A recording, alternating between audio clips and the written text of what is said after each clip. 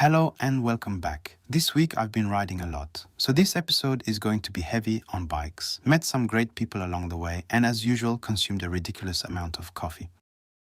Life in Seoul can feel a bit rough sometimes. It's a huge city, the noise, the pace, the density. The need to escape is real. And for me, cycling is the answer. The infrastructure isn't perfect, but riding through the Korean mountains, stopping for coffee, eating good food, that's enough. So today I escaped early, left the mountain behind and joined a group ride.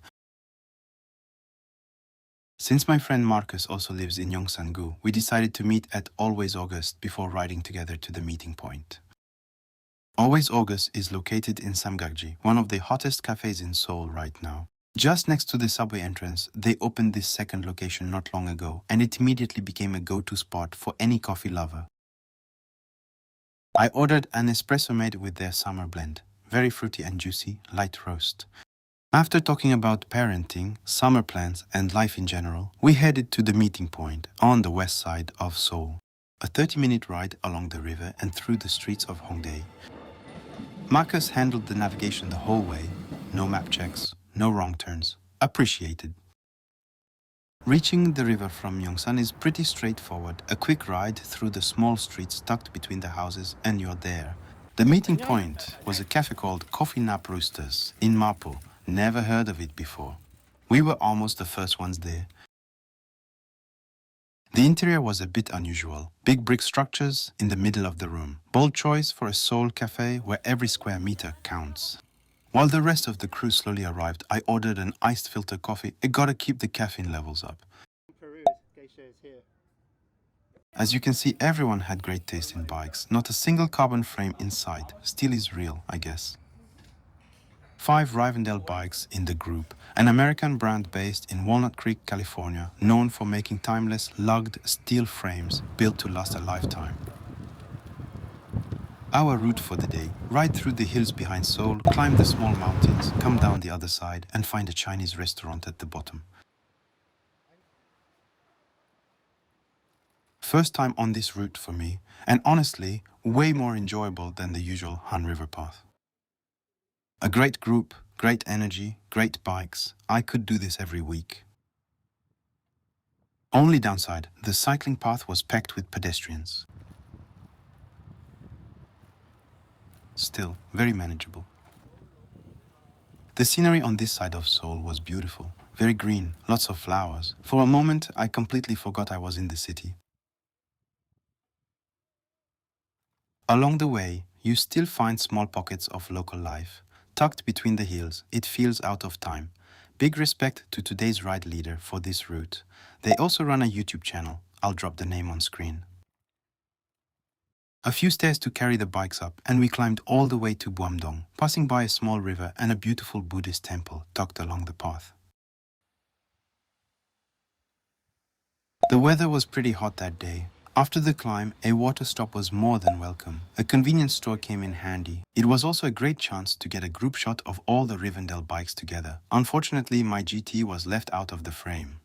Yeonnam-dong sits between Bukhansan and Inwangsan mountains and has been known for its natural beauty. Independent cafes, small galleries, quiet streets lined with renovated traditional houses. Seoul really has many faces, worth a visit if you're ever in the city.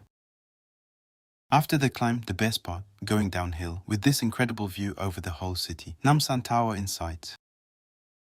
This road takes you all the way down to Sochon, passing by the Blue House, South Korea's presidential residence. Junho was kind enough to book a big table, so we could all sit together at the restaurant. Looks like this spot is popular with cyclists. The whole alley turned into a bike parking lot. Some of those bikes were worth more than a car. Wild to think people just leave them there with no lock. One of the things I love about South Korea, you can actually do that, to some extent of course. I come to Sochon often, but somehow never noticed this place, even though it's right on one of the busier streets. At this point we were starving, happy to finally sit down and try the food. After a lot of back and forth on what to order, we ended up with a real feast, fuel for the riders. Some fried rice, black bean noodles, jjajangmyeon, and tangsuyuk, crispy pork in a sweet and sour sauce. The amount of food on the table was insane. I especially recommend the fried rice. Not too oily, which is rare, but honestly, everything was good. This one's going on my list for whenever I'm in Sochon.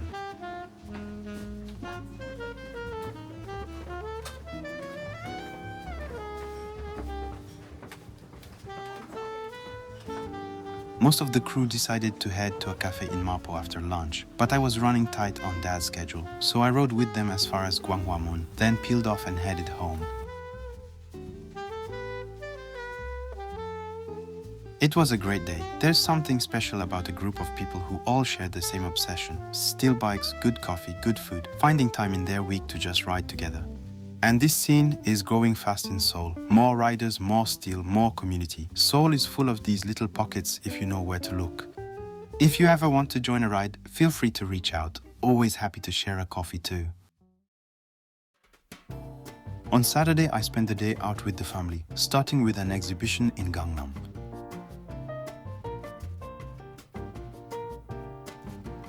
It was a great space to bring Mina. Lots of carefully curated books for kids, along with posters and small collectibles, a lost art in a world where kids are glued to Baby Pin and Pororo. The exhibition is pretty quick, maybe 4 rooms total, perfect if you have a little one who can't stay focused for too long. There's even a small library at the end where you can browse books from the exhibition. All of this in the middle of a very rainy Seoul day. Couldn't have been a better fit. You can also try your luck on this vending machine. Drop a donation to the museum and see what you get. Next up, a Gimbap restaurant not far from the museum called Narang, run by a friend of Yunmi's, who's basically reimagining what Gimbap can be. The menu is not your typical Gimbap spot. Tuna perilla pesto, botarga, full cheese steak, taken seriously.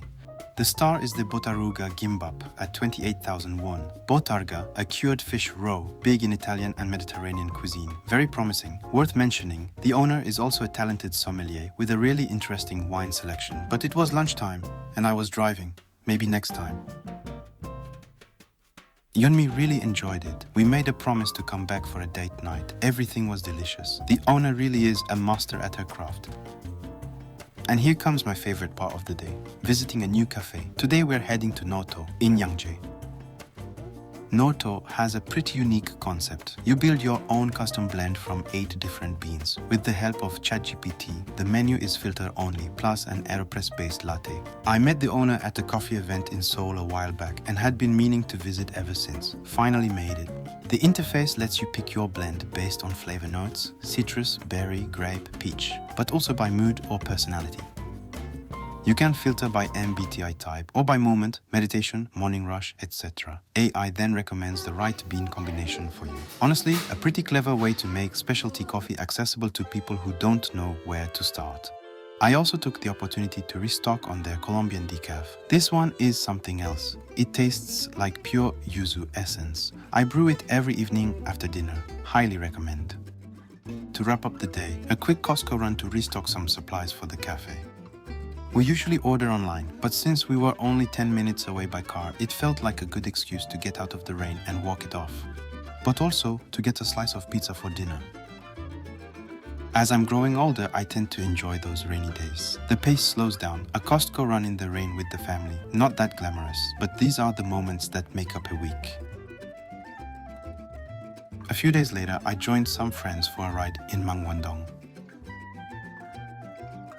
Mangwon-dong is one of those Seoul neighborhoods that hasn't been completely taken over by tourism yet. Located in Mapo-gu, right next to Hongdae, but with a completely different energy. More residential, more local, more relaxed. It's known for Mangwon Market, independent cafes, and easy access to the Han River. Today's plan was simple: cold noodle bowl, cafe stop, and a visit to a bike shop. I was joined by 3 friends. Some of you might recognize them by now. The restaurant specializes in milmyeon, cold noodles originally from Busan, made with wheat flour and served in a chilled broth. A bit different from the more common naengmyeon, not easy to find in Seoul. The menu keeps it simple: 4 items: cold wheat noodles, spicy mixed noodles, pork belly and potato dumplings. We ordered everything. All of it was delicious. Lunch was a big success. good food, good conversation, swapping contacts, sharing stories, the usual when you meet people you actually click with. We then headed to a cafe called M1CT. Most of the guys were regulars there. Never heard of it myself, but always happy to discover something new. Riding through Mangwon-dong is very peaceful. Not much traffic, lots of small alleys to explore. I might come back with Mina. It feels safe enough for a family ride. And here we are, M1CT.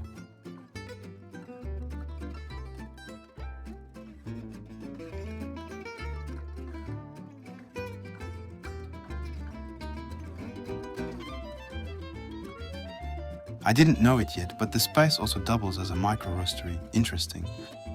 The menu was pretty extensive. A lot of different beans to choose from. Something to come back for. For now, I ordered an iced Americano. Needed to cool down. We met some nice doggies along the way.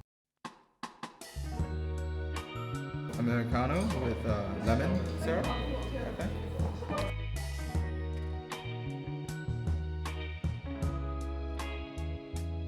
After the cafe, the guys took me to a bike shop they'd been talking about. Apparently the best one around.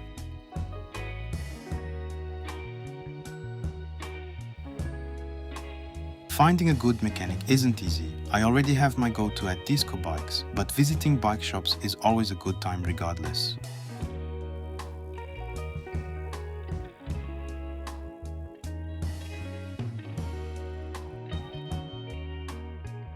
The place is called Bike Rush. I was surprised. It's a super tiny shop.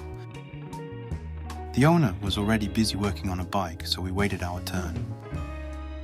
Great occasion to bike check all the rides. I wasn't really planning on getting any work done, just minor issues, but the chain came off again while I was letting try my bike. So perfect timing. The guy is a machine, fixing bike after bike, no brakes, impressive skills. Turned out there was more to fix than I thought. Rear tire wrongly installed, an extender needed for the rear derailleur, and some brake fine-tuning. Good thing we stopped by. Honestly, it felt like a brand new bike on the way home. Everything running smooth. After a soda kindly offered by the owner, I rushed back home. That's it for this week. Rides, good food, new faces, and a bike that finally works properly. Seoul keeps delivering. If you enjoyed this one, make sure to subscribe. See you in the next one.